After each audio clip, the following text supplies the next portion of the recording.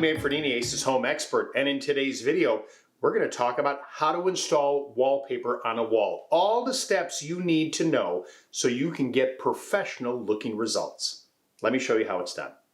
Before you apply the paper, take a wall scraper and give it a quick scrape to make sure there are no imperfections or bubbles in the surface that could affect the finished look of your paper. Don't forget the drop cloths, painter's tape, and remove the device covers from outlets or switches that may be on the wall. You're going to need a sturdy, flat surface to work from when it comes to setting up your wallpaper. Keep in mind that no room is square or level. So you're going to create a vertical plumb line off of the corner.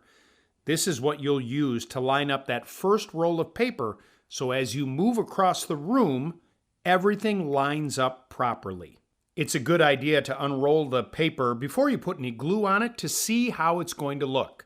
For this installation, we're going to start in the left corner and work our way towards the right. Now it's time to cut the paper. Keep in mind that you're going to want it about 2 inches longer at the top and 2 inches longer at the bottom to give you some leeway for trimming. When you place it on the table, you may need to crinkle it back the other way so that the paper lies flat for the glue application. Now it's time to apply the glue to the back side of the paper. A professional tip is to add a little water to the glue to that top layer. Use a 1/2-inch nap roller and load it up with some of the glue and then apply it to the entire back surface of the paper.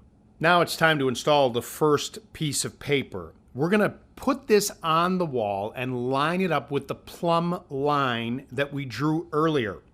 And you'll notice there's a little bit of an overlap at the top, at the bottom, and in the corner. You're going to use a straight edge to take care of any bubbles that may be under the paper as you apply it to the wall, and use your hand as well to smooth it all out. Use the straight edge to make sure that you get a good, clean, crisp fit at the top, at the bottom, and in the corner.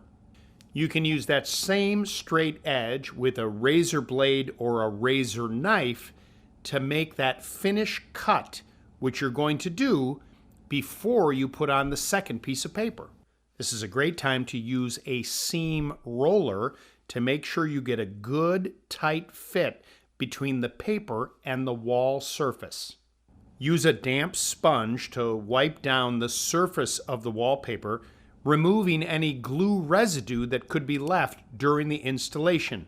As you continue down the wall installing your wallpaper, make sure you take a look back at what you just installed. If there are air bubbles or misalignments of the paper, you want to take care of that as quickly as possible, because once the glue sets, there's really no way to eliminate that.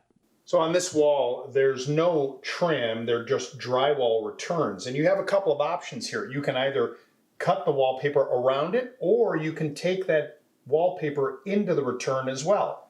The homeowner here chose not to do that. The other thing to remember is after the wallpaper is up, make sure you maintain about 70 degrees in the space for a good 24 hours as the glue dries. There you have it. Wallpapering an accent wall is a great way to transform a room. If you need more tips and advice, you can always visit our YouTube channel. You can visit us at acehardware.com or come into one of our stores. Remember, Ace is the helpful place.